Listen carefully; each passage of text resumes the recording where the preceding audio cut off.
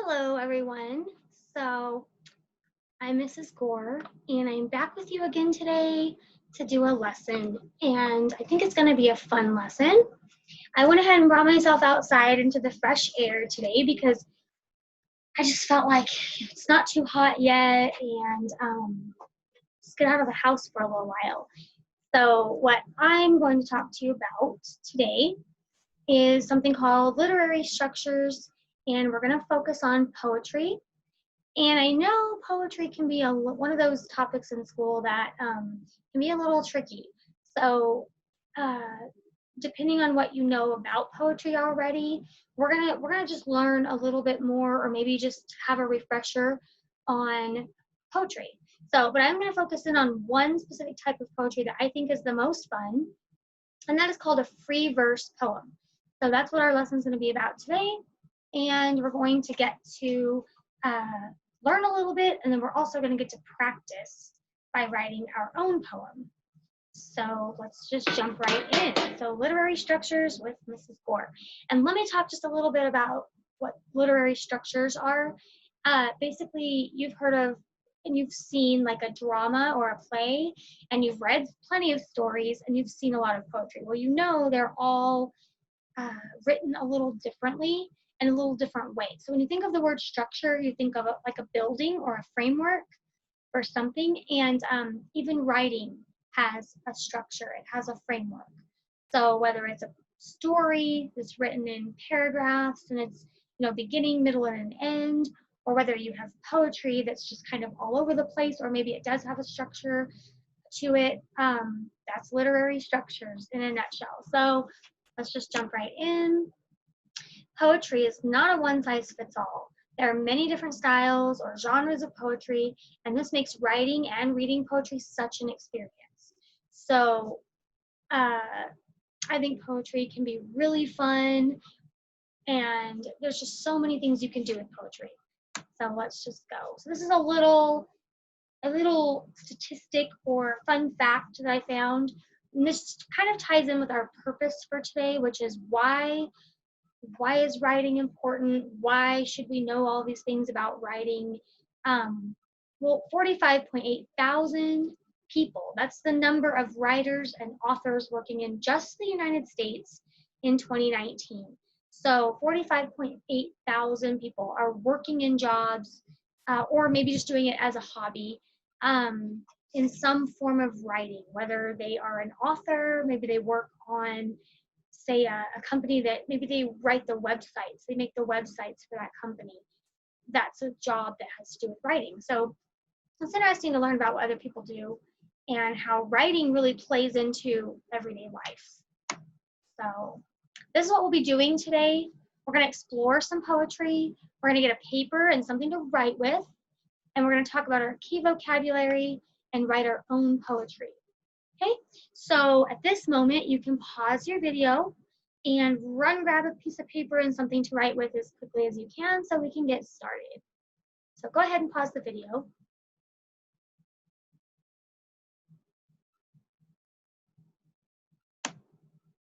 Okay, so I want to jump in with this fun video about poetry. It's just going to remind us some of the fun things about it.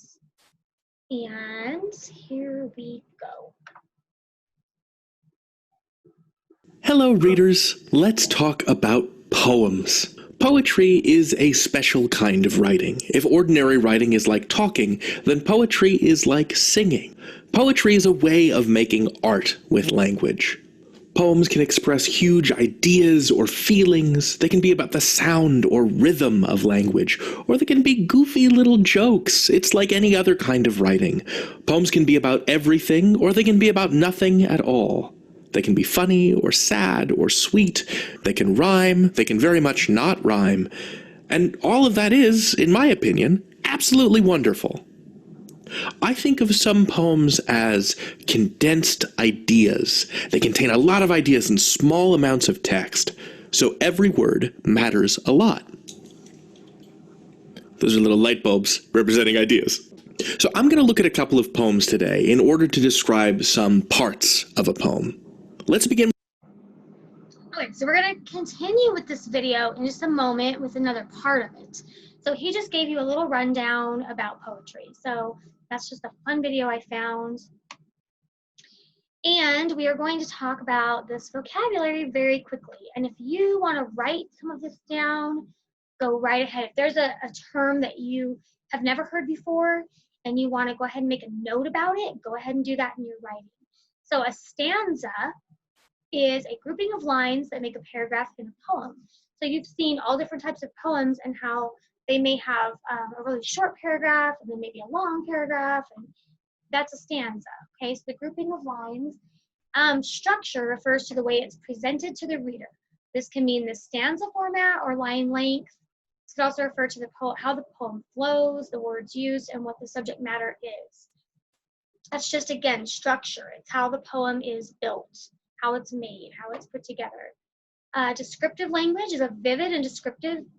It's vivid and descriptive and appeals to the senses of the reader. We want to appeal to all of those with our readers when they're going through our poetry. And when we read a poem, we really want to feel a lot of things. We want to be able to hear the birds chirping and smell the fresh, clean air, right? So there's different ways to appeal to the senses. The free verse poem this is the one we're going to talk about today, and that is the poem that they don't have any particular rhyme scheme, meter, or structure at all. And that's why I think they're so fun, because there's not a lot of rules. So free verse poem, take any of that down in your notes if you'd like to. And we're going to move to the next slide. Okay, so these are the things we're going to be able to do at the end of this lesson. I can identify structural criteria of free verse poetry. I can use structure to write my own free verse poem. And I can use descriptive words to create visual images in writing. Okay, so those are the three things we're going to be able to do at the end of this lesson. Remember, structural criteria, free verse poem, writing our free verse poem, and using descriptive words. Okay, so this is our other video that we're going to watch in a second, but first we're going to talk about the elements of poetry. We're going to talk about rhyme scheme, rhythm, and meter.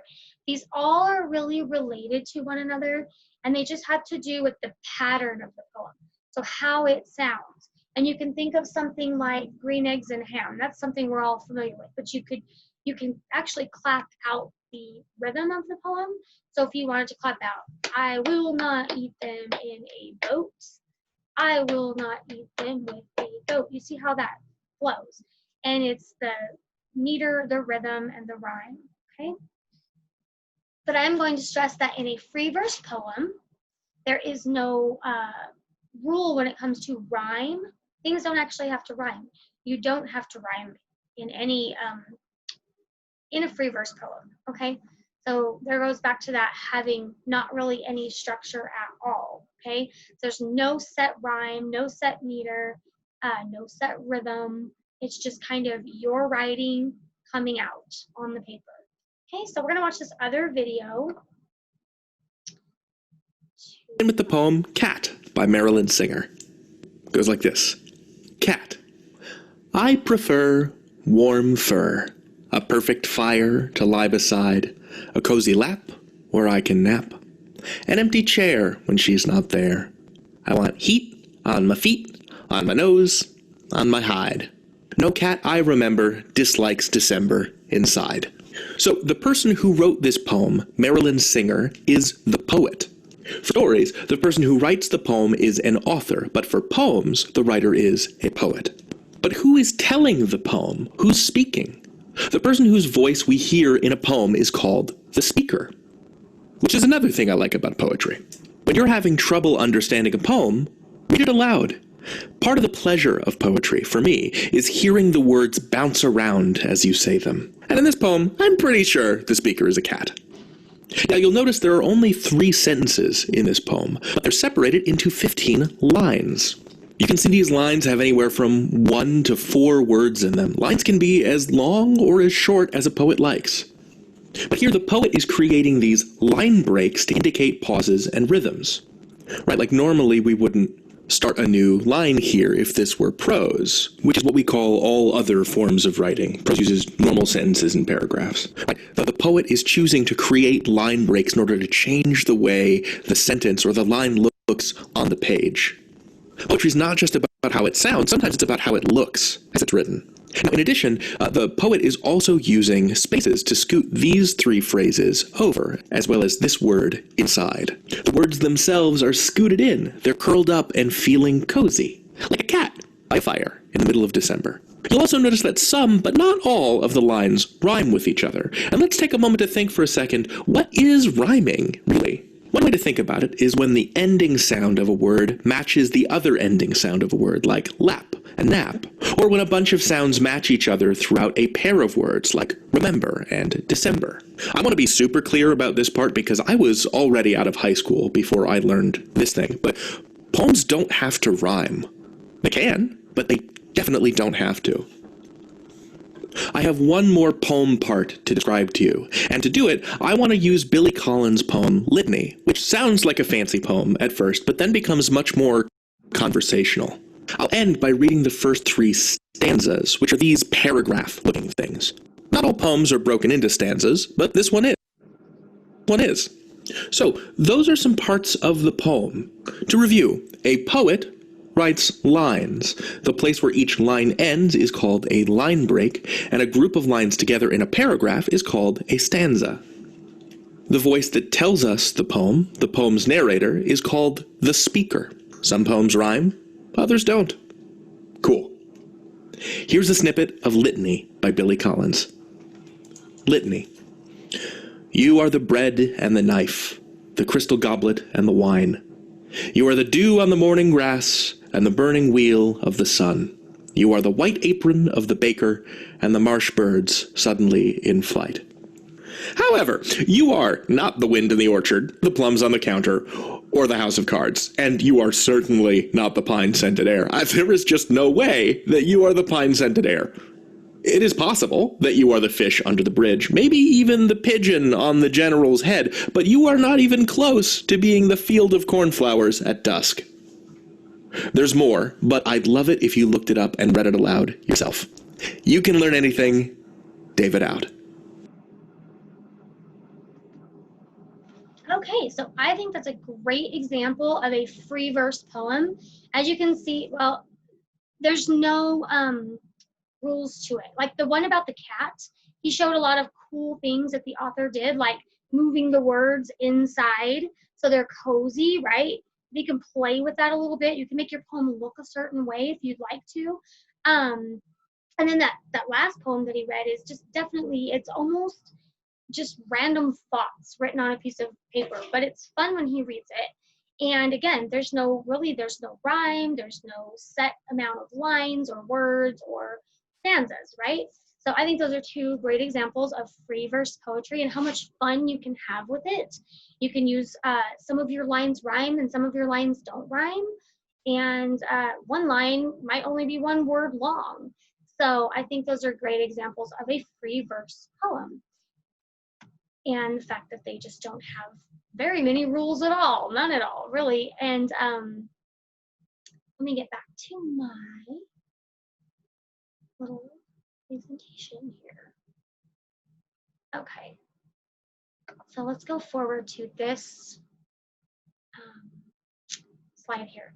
So what I want to do at this point in the presentation is stop, and I want to have you pause the video for 1 minute. And we're going to look at this image, and we're going to take that minute, and we're going to time ourselves, and we're going to write down as many adjectives about this picture as we possibly can. And just think of the first words that come to your mind, and go ahead and write them down, and take 1 minute. Okay, so we had a moment to look at this image and write down as many words as we could think of to describe it. Okay, so what we're doing here is we're looking at our descriptive language. So we might have written down peaceful, or might have written down rough, wavy, green, blue. I mean, those are words that we could have written down about this image, right? And I don't know how many you got, if you were able to write down 5 or maybe 10 descriptive words, describing words. That just shows you how many different words you can use to describe one thing, like this river or this creek that's here. By brainstorming like that, just think about how many words just flowed right out of your brain and onto the page. So, and that's just about one image. That's just looking at one image. So if you were able to get a bunch of words, and then maybe you have a word like peaceful. Okay, if you wrote down that this scene looks peaceful, what's another word for peaceful? I think of tranquil. Tranquil is a really good word to mean the same thing as peaceful, but it's a really different word, and it really gives you a feeling of calm. Calm is another one, but I think out of those three words, tranquil would be the best one to use. So that just gives you a little exercise in trying to make your language even more colorful, even more descriptive, right? So the next slide kind of shows us this. If we're talking about descriptive language and how to, say, write our own poem, we could look at this word. I've got this list over here that says not this, right? And then I have a list that says this. So if we look these words down this list here, they're pretty normal, everyday, almost kind of blah words, right? Large, fast, said, hard, happy, kind, small, walk, funny, and easy. Those are words we hear a lot, right? They're in like everybody's everyday language. But if we look over here and we say, how about we use a word from this list? If we're going to change one of the words over here and make it better, we're going to use this list, okay? So instead of large, we could say colossal. Instead of hard, like something's hard to do, we could say that's grueling. If something is small, small isn't very descriptive, so we could use a word like miniature, or maybe the word easy. We could substitute the word effortless. Okay, so that's something that we can do. That's a really fun activity when you're trying to write a poem, which we're going to do. You definitely want to rethink your language. You want to use the best word you can think of to describe something. So if the word you're trying to use sounds a little blah, think of a better word. And a good tool for that on your computer is a thesaurus. So you can type in your blah word, like large, and it's going to give you a whole bunch of recommendations for a better word to use there. Okay? So that's just a little bit on descriptive language. Okay? Now this is where we're going to explore one more free verse poem. And I'm going to read it with you, and then we're going to try to answer a little question about it. Okay? So April Fool's Day. Aha, gotcha. People say whenever April rolls around, a ritual of trickery. It's always the same. We say, look, when nothing's there. Everyone forgets for a second that today is not like other days. It seems that no one tells the truth today. Do you like to play tricks? So do I. Don't look now, there's a hairy spider on your head.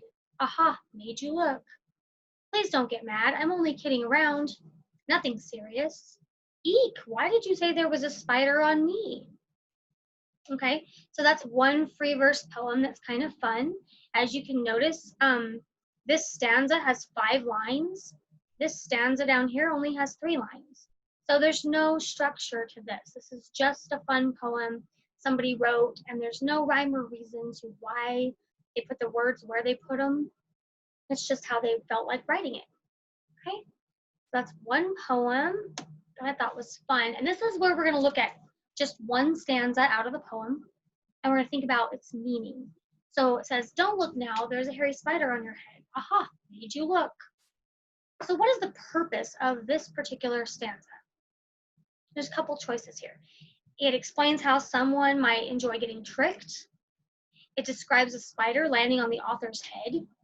It is an example of an April Fool's Day trick, or it shows how much the author dislikes spiders. So what do you think? What do you think the meaning of this stanza is? It sounds to me like the author is talking to someone else, right? He's saying there's this hairy spider on your head, right? Aha, made you look. So does this sound like it describes, explains how someone might enjoy getting tricked? Does somebody sound like they're enjoying that? Probably not the person who's being tricked, right? It describes a spider landing on the author's head. Did the spider land on the author's head or someone else's? Someone else's, right? It is an example of an April Fool's Day trick. That is true. And that is the name of the poem, is an April Fool's Day trick. It shows how much the author dislikes spiders. Does the author dislike spiders? Possibly. But it looks like, the author's playing a trick on someone else. So if I were choosing, I would choose C, because I think this is an example of an April Fool's Day trick. He's trying to illustrate that. The author's trying to illustrate that to you. Okay, using words and stanza placement in the poem. This is where I'm going to challenge you to write your own free verse poem. Okay, so you've got a piece of paper and a pen, and as you know, I'm not there to make sure you do this, but I would say do it for yourself. Just we have these long summer days, and maybe some of your days are packed with lots of exciting things. Maybe you're just sitting around on your phones or your tablets, but you've got some time. So I would say to write your own poem and make it a free verse poem. There's no rules. You can write about whatever you want. And it's, again, like I say down here, it's a great way to express what you're feeling. So take this opportunity to just put some of your thoughts down on paper and just let it go. You don't have to worry about how many sentences or how many stanzas or how many words you use, but try to use that descriptive language as much as possible. And I put this slide in here because I want to give you some inspiration for your poetry. And the first thing that comes to mind is great. You just write about whatever you feel like writing about. But if you can't think of any inspiration, you can always use these. So nature or scenery, summertime, family, friends, world events, our pets are great inspiration for poetry. Holidays are fun inspiration for poetry. So are the seasons. The seasons are full of lots of changes in the trees and the leaves around you and the flowers and the weather, right? So seasons are a great inspiration for poetry. And your feelings and your emotions. We have a lot of those going on right now. Great reason to write some poetry. I did make an error, put world events in there twice. Memories, okay? So you can go back in your memories as early or as far back as you want. Think of a great memory you could write a poem about, maybe a favorite holiday. So a lot of these could intertwine and have the same effect. So you could write about a memory that is also a holiday. Maybe your favorite holiday that you celebrated with your family and your friends, and probably your pets. So great inspiration for poetry, and I'd like you to go ahead and go out and have some fun with poetry. Just maybe even get yourself a notebook that you can keep full of just your poetry. Make it just for you. And share it with people if you'd like. I bet your family and your friends would love to read some of your awesome poetry. So that's my challenge to you, and go out there and have a great day. And I'll see you guys the next time. Bye-bye.